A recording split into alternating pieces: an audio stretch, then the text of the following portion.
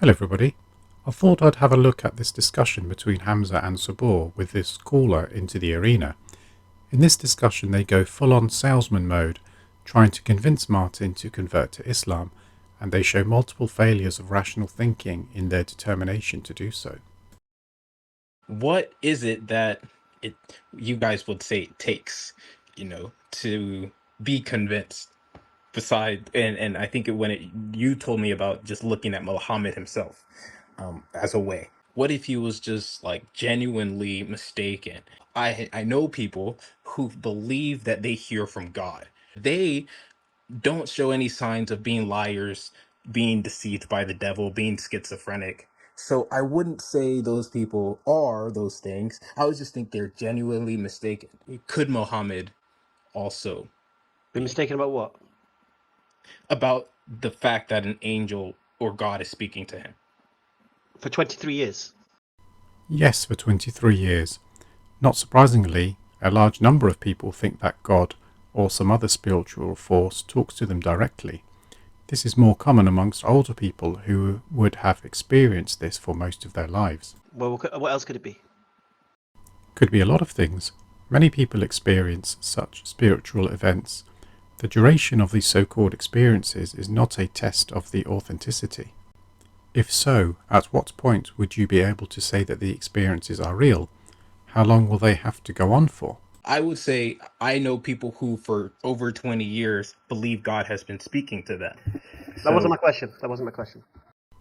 That was your question as you brought up the issue of 23 years. yeah, but I think people can believe things and have experiences that don't necessarily need to have a basis in, like, divine deception or trying to do things for an ulterior motive. Give me an example of your friends who said they speak to God or hear from God. You know people who for 20 years believe they're receiving word from God, message from God, hearing Yeah. God's voice. Yes. Okay. Who are these people? I would. Because I'm going to say, Martin, you're lying. Even if Martin doesn't know any of these people directly, many people say they have a divine connection for many years. Are all of them lying? You don't know anybody who tells you they hear God's voice for the past 20 years. If Who's you, not a little bit mental.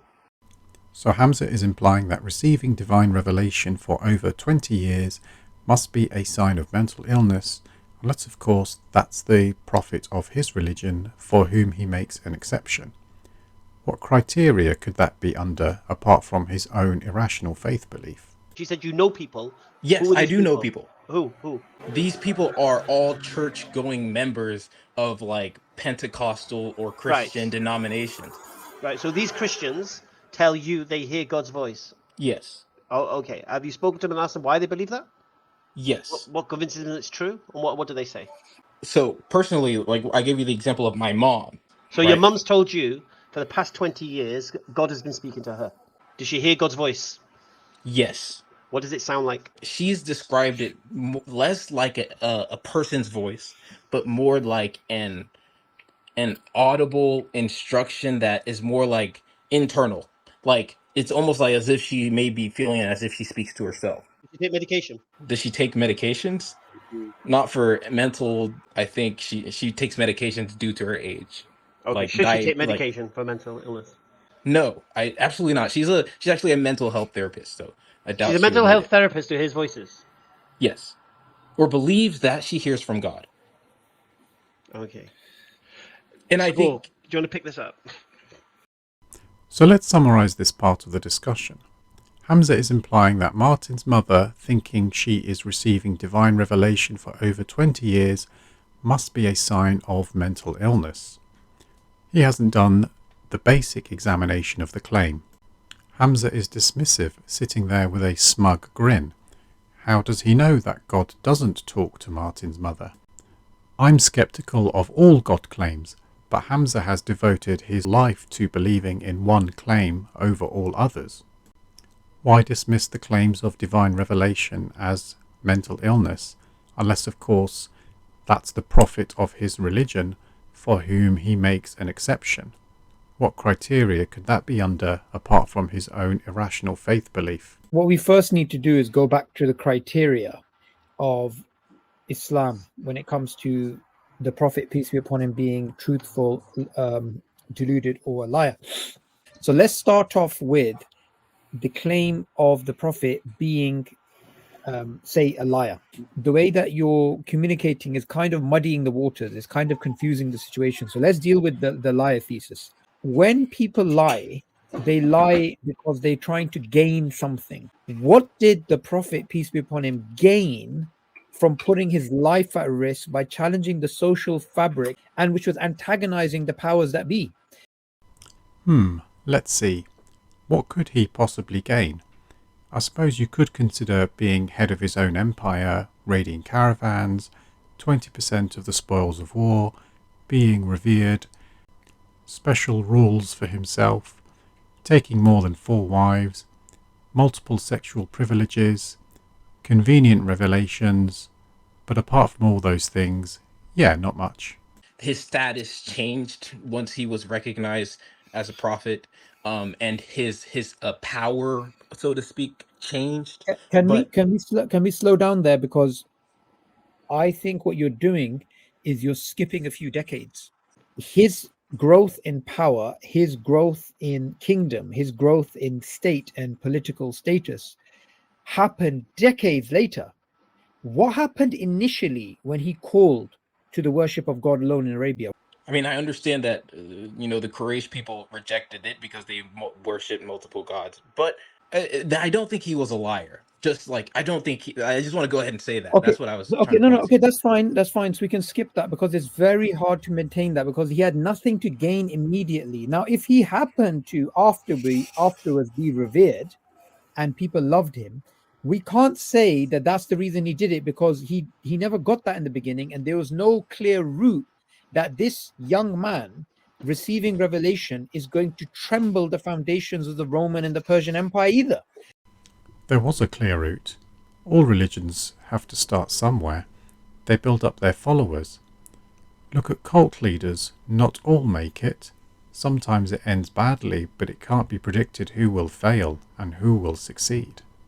In terms of delusion, he came up with a message which is coherent, which is consistent, which works, which created an Islamic empire which lasted for well over 1300 years, right? So somebody to create a political culture, a social culture, a military doctrine, a entirely new way of thinking, a set of morals, a set of ethics, a metaphysical system being promoted in terms of the hereafter. All of this coherency is coming from essentially somebody that's deluded. And if we study every single case that we know of somebody who is deluded, the first thing is they are never ever consistent. Those claims are subjective, and the spread of an empire is irrelevant to the truthfulness of a religion.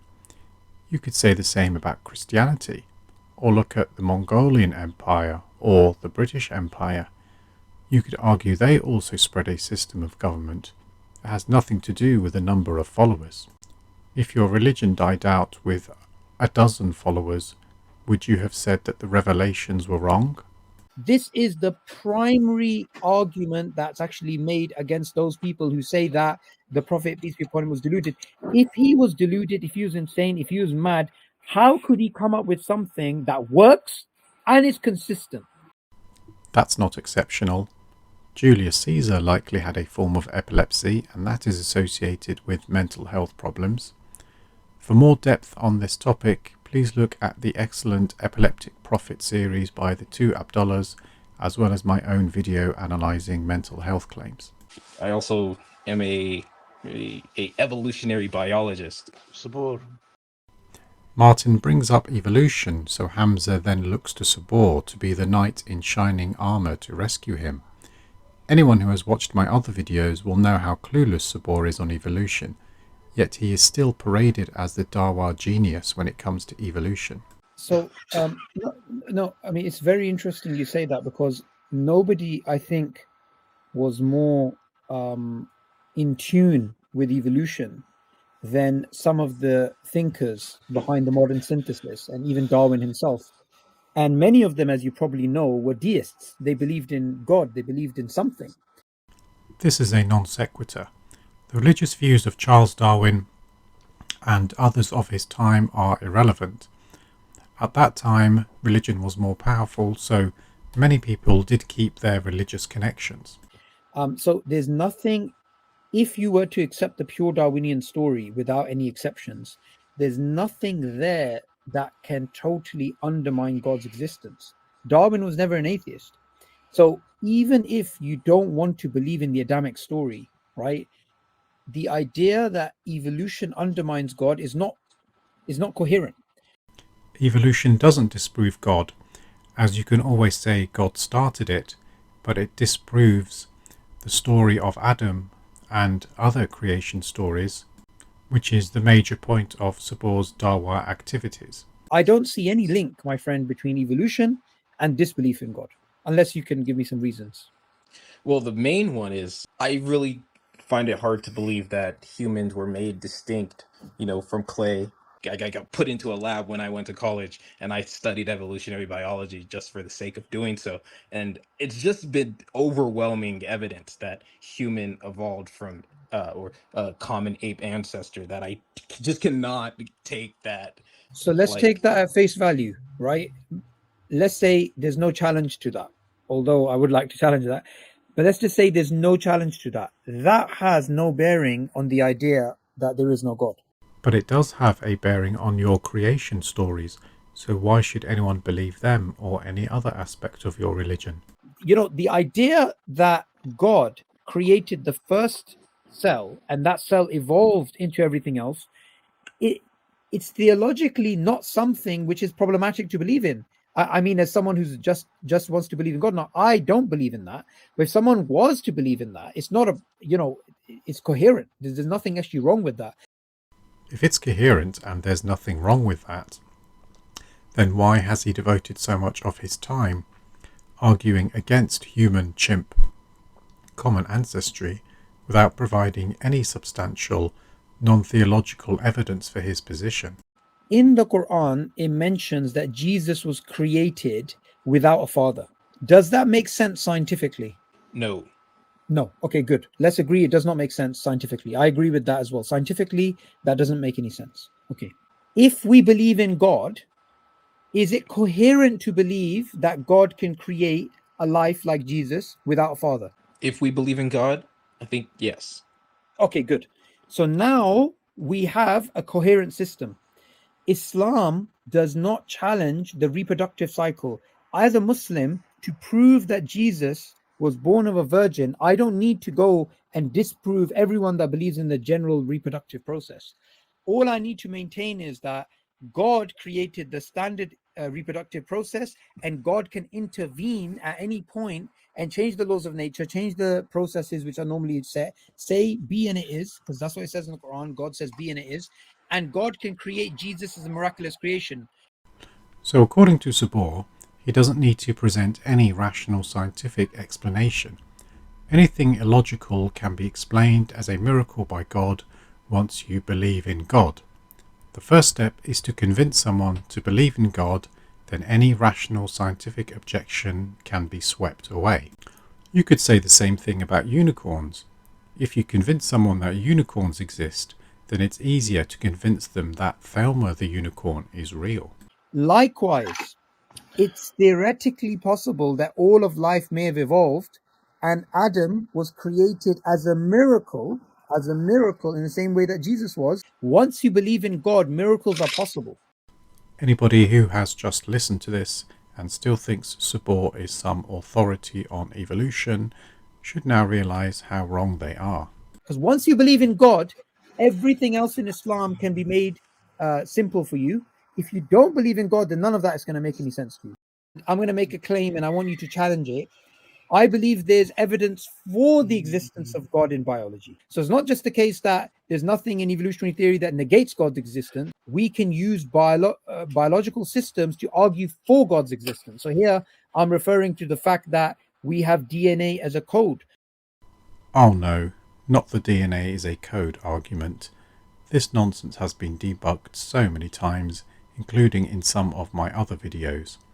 I will link in the description the Professor Day video on Stephen Meyer which explored this, plus a longer video from Aaron Ra on this stupid claim. Anybody who uses this DNA as a code argument does not understand what information is, or how DNA is the result of chemical processes which complexify over time. I'm referring to the fact that we have adaptations.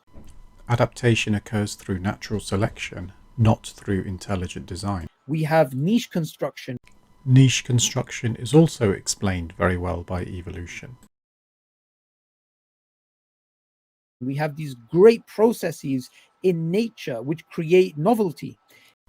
That is evolution by natural selection and does not need any God. This is evidence of God's work. Now, the standard answer that we hear of, the selection and random mutation mechanism, let's change the parameters here. Random in what sense? Because if there is a God, there is no such thing as randomness. And if there's not a God, there's still no such thing as randomness. Randomness is simply a placeholder term to label something we don't yet understand. There is no such thing as randomness. The definition of randomness in science is that which cannot accurately be predicted. The mutations aren't planned, they are selected for by the environment. Spohr is implying that the mutations are somehow directed, but that we do not know the mechanism just yet. For practical purposes, mutations are random, as whether a particular mutation happens or not is unrelated to how useful that mutation would be. Spohr would need to demonstrate how there is foresight to create a mutation to lead in a particular direction. So far, he has provided nothing to indicate this. I think many of the reasons why people don't believe in God is because they have particular concepts of God which don't make sense. For the sake of this argument, I'm simply going to say God is a transcendent entity that is responsible for the design in the universe. No, because you haven't demonstrated that there is any design in the universe. Say the Well, I genetic think code. then- Let's say the genetic code, right? The genetic code is evidence of a designer. Would you challenge that, or would you agree with that? I would challenge it because I think what you just said makes your claim like a non sequitur, because anything that you see or anything that could be comprehended would be indicative of design, no matter what it is. There could be nothing that is not designed. Yes, but that's not a contention, because you've actually said something very interesting. A rock, from what I just said, is it design or not design?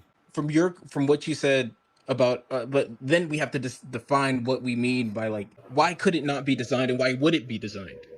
Okay, so I would make a point here.